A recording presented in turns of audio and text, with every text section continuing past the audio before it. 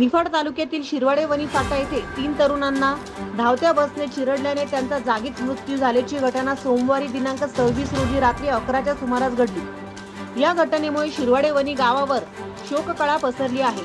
याबाबत अधिक माहिती अशी की शिरवाडे वनी येथील तरुण शेतकरी नितीन भास्कर निफाडे वय 36, महेश चंद्रकांत निफाडे वय 36, सुभाष माणिक निफाडे वय 36 हे तरुण शेतकरी पिंपळगावहून दुचाकीने शिरवाडे वनी येथे येत होते। त्यावेळी शिरवाडे वनी फाट्याजवळ दुचाकी आली असता गावाकडे महामार्ग ओलांडताना तांदवड बाजूकडून राज्य परिवहन मंडळाच्या भरधाव बसने दुचाकीला जोरदार धडक दिली। शिरवाडे वनी फाट्याजवळ योग्य पद्धतीने स्पीड ब्रेकर बसवण्यात आलेले नाहीत, त्यामुळे दोन्ही बाजूंना येणारी वाहने वेगात जातात। वाहनांची गती कमी होत नसल्यामुळे अपघाताचे प्रमाण वाढले आहे। तर अनेक वेळा मागणी केलेली असताना देखील उपाययोजना होत नसल्यामुळे नागरिकांमध्ये संतापाची लाट उसळली।